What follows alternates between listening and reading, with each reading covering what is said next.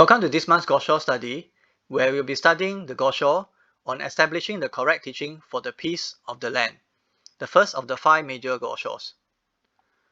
In his lecture, Ikeda Sensei says that the Daishonin's Buddhism begins and ends with this Gosho. It contains the essence of Nichiren Buddhism and the spirit inherited by the 3 presidents of the Soka Gakkai, and thus in his lecture, Sensei drew references from all the other 4 major Goshos to help us appreciate this important work of the Daishonin. During that time that the Gosho is written, a series of disasters such as earthquakes, destructive winds, floods, famine and epidemics devastated the country. The sufferings of ordinary people were enormous. The Daishonin felt that the disorder evident in the world reflected disorder within human beings.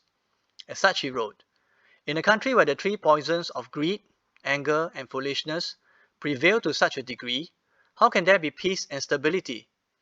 He highlighted the causal relationship between these destructive human impulses and the pervasive realities of conflict, famine, and epidemics. He was convinced that only Buddhism could give people the strength to overcome these spiritual poisons in their lives, and through his wide-ranging study, he concluded that Buddhism, as it was being practiced in his time, was encouraging a passivity that left people vulnerable to the sway of these poisons rather than empowering them to overcome it. It was the Daishonin's conviction that the true intention of Buddhism, as represented most directly by the teachings of the Lotus Sutra, is to awaken people to the truth that all human beings have unlimited potential, are inherently strong and wise, and always able to change their circumstances and society for the better. So on July 16, 1260, the Daishonin presented his most important Gosho on establishing the correct teaching for the peace of the land to the political ruler of the day, Hojo Tokiyori. This Gosho is a presentation of his above conclusions. Throughout the Gosho was a passionate cry for a return to the original purpose of Buddhism, that of securing the peace and happiness of the people. For the Daishonin, this was an objective that could only be achieved through a philosophy that rigorously upholds the infinite dignity and potential of each individual. Now that we have understood the background of the Gosho, let us first look at the title and the structure of the Gosho, which together further reveals the spirit of this writing. Now first on the title. Ikeda Sensei teaches that the title itself can be broken down into 2 concepts. 1. Establishing the correct teaching. 2. Peace of the land. Establishing the correct teaching is the basic condition or means for realizing the peace of the land, while peace of the land is the fundamental objective or goal of establishing the correct teaching. The 2 of them can only be achieved when pursued hand in hand. The structure of the Gosho is in the form of a dialogue consisting of a series of 10 questions and 9 responses between a host represented by the Daishonin and a guest represented by Hojo Tokiyori. Here, we can see that the dialogues actually got very intense at one point, with the guest becoming very enraged and threatening to leave halfway through the conversation. But through the continued sincere dialogue by the host, the guest gradually had his doubts resolved and subsequently regained his composure. At the end of the dialogue, the guest came into full agreement with the host and resolved to take actions for the peace of the land by initiating the same kind of sincere dialogue he has just received. With this, we can see that through the dialogue, the guest actually went through 4 stages of transformation. They are correct understanding, prayer, inner transformation, and taking action.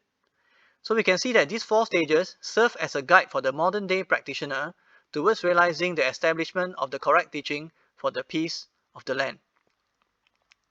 On this, Ikeda Sensei says, the Daishonin sought to transform the hearts of the people through the power of dialogue based on the tenacious efforts in conducting one-to-one dialogue. And in modern times today, it is the SGI that is striving hard to realize the happiness of all people and lasting global peace based on the true spirit of establishing the correct teaching for the peace of the land. So what does these 4 stages of transformation mean in our modern day context?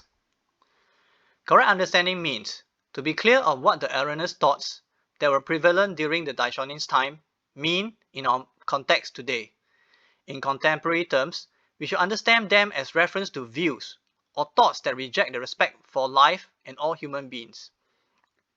It also means to understand that the teachings of the mystic law reveals that everyone, without distinction, contains the same Buddha nature which is inherent in life itself.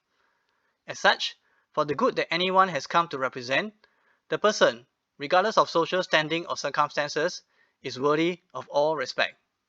Furthermore, the Daishonin teaches that the practice of chanting Nam-myoho Renge-kyo and contributing to Kosen-rufu activities will enable us to unlock our innate Buddha nature, to transform any source of suffering and find fulfillment and purpose. And now it's time to bring out this month's Gosho passage, which is extracted from response number 9 given by the host. The selected passage bridges the section on correct understanding and covers the section on prayer, as can be seen here. Now, this is the Gosho passage, and this section corresponds to correct understanding, and this to prayer, which we have also studied in 2007 and 13. Now let us first look at the passage that corresponds to correct understanding. Now this passage points out the interdependent role between all roles in society, from the ruler down to the common people. One cannot do without the other. Now up to this point, the Daishonin has explained how the current philosophy adopted by the government has held the lives of ordinary people in contempt and failed to protect them. Here, the Daishonin is admonishing the guest, pointing out that if he truly believed in the inherent dignity of life, then he would value not just his own lives, but also those of others. Addressing suffering and preventing violence must become the highest priorities of humankind.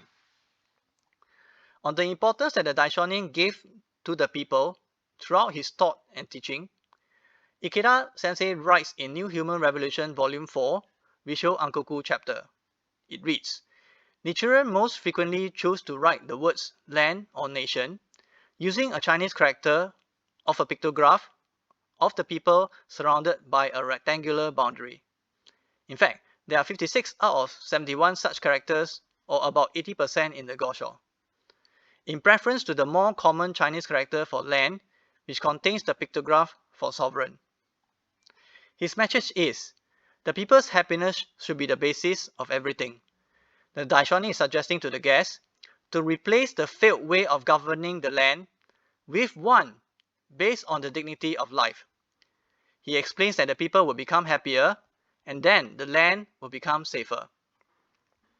Now the second half of the passage talks about the importance of prayer. On this, Daishonin explains that it is important to have a broad and global focus. He says, if you care anything about your personal security, you should first of all pray for order and tranquility throughout the 4 quarters of the land. Should you not? In other words, if you are concerned about our own safety and security and the happiness of our family, we should first pray for the peace of the world and the security of the nation in which we live. Essentially, we cannot be truly happy and safe while others remain miserable and in danger. These are not only words of censure for the nation rulers in the Daishonin's time, but an eternal guideline for our Buddhist practice. Next, we finish up what inner transformation and taking action means in our modern day context. Inner transformation means understanding that the focus is on the transformation of our hearts and minds as a starting point for all other transformation that we aspire to realize. On this, Ikeda Sensei teaches, a great human revolution in just a single individual will help achieve a change in destiny of a nation and further will enable a change in the destiny of all humankind. Now, taking action means to make efforts in our society for the happiness of others and the betterment of society. Buddhism perceives that one's own happiness to the exclusion of others is not true happiness. In other words, just being contented with one's own welfare with no concern for others does not constitute genuine happiness. One can only sever true happiness by taking actions for the ideal of realizing happiness for ourselves and others. Now I'd like to conclude with a guidance from Ikeda Sensei, which cover all these 4 stages of transformation. Ikeda Sensei says, "Our great vow is to realize Nichiren Daishonin's ideal of establishing the correct teaching for the peace of the land. Achieving that goal starts with earnestly chanting Nam-myoho Renge-kyo for the happiness of ourselves and others, and then taking action based on those prayers by sincerely talking with the people around us. Through our prayers, actions, and words, we can help many individuals form a connection with Nichiren Buddhism, which will lead them to become happy. Let's courageously engage in dialogues to share Buddhism with others based on earnest prayers so as to realize happiness for the people and a peaceful society."